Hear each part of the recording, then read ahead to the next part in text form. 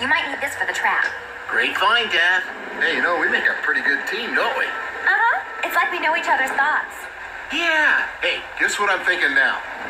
Well, are you thinking about me? Ah, gotcha. I'm not thinking about anything. My mind is a complete void. Good try, though. Thanks. All right. Today is Thursday, January 16th, 2020. And I want to go back to the Ridgecrest quakes and how on July 4th, Independence, happy birthday, here's your present, America. They considered this the foreshock, when in reality, I don't think it was. Here's the main shock, which was on the 6th. But if you look at the 4th, which really kind of happened on the 3rd-ish. But anyways, let me show you what I'm talking about here. So here we have the 3rd of July 2019, and you can see we have a good quake that shows up in the seismographs.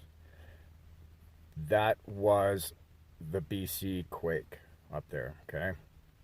Let's go look at Soda Butte and what it's doing. No pattern at all, nothing definitive. However, there was kind of precursor signs throughout the park that something was amiss. Let's go to July 4th. Let's look at Soda Butte. Look at that.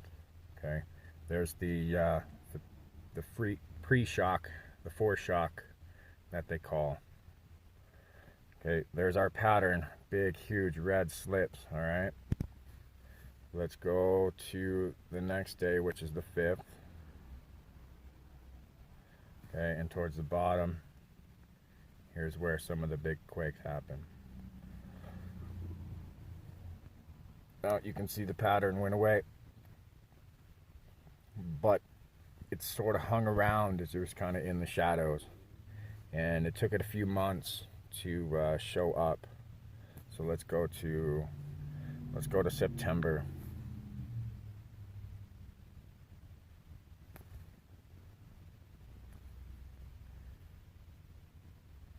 Alright, we can kind of see our pattern here, top left in this area, and then we can see it over here in this area. And Mammoth Fault took a little bit longer to really set in and show the pattern there, but why is this a concern? Because if that's the case, and that BC quake was actually the pre-shock, the foreshock of that, then that Ridgecrest quake swarm, which is down in here, that's a long ways away. That's the whole entire west coast. So if that's all connected, could potentially that whole shelf break apart, lift, sink, whatever. And then of course we have to deal with the Rockies and the activity that has increased in there. But to me, that's a big sign. That was really the kickstart of this pattern, was July 3rd, July 4th. But it did not show its face fully until a couple months later. And now let's go to right now, and so we can see what it's doing today.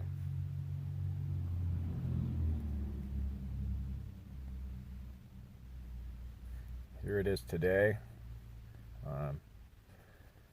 You can still see the slips running up and down, up and down.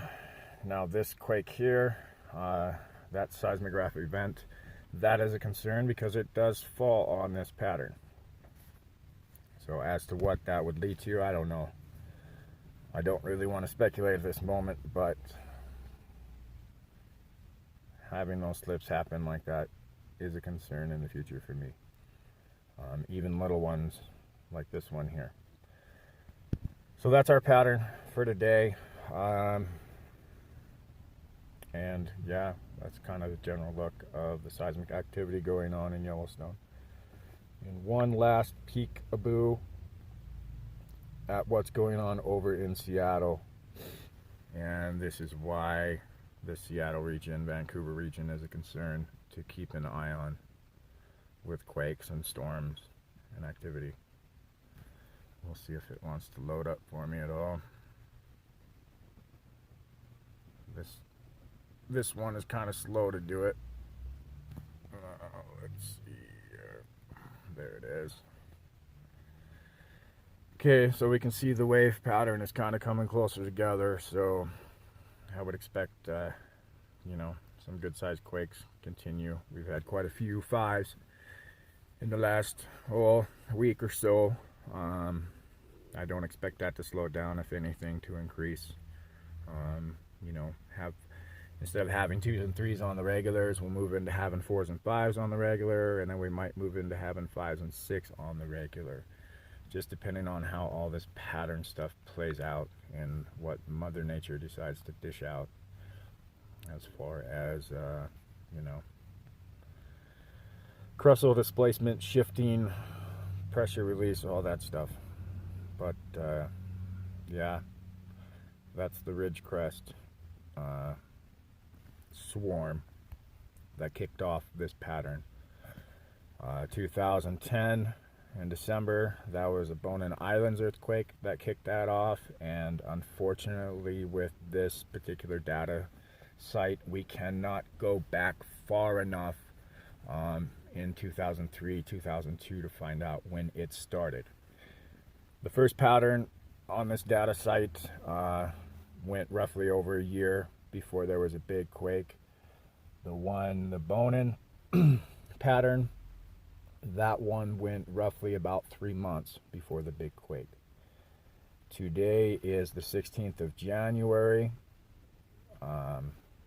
and July 4th, of course, is what, the 7th month. So 5 plus 1, we've gone 6 months. So we're in that halfway window of what we know historically with this seismograph site and what the seismographs have shown us with this slip type pattern. So anyways, you know, watchful eye, nothing else to say. Be prepared, not scared. Get yourself ready however you see fit. And yeah, best of luck. Stay safe all.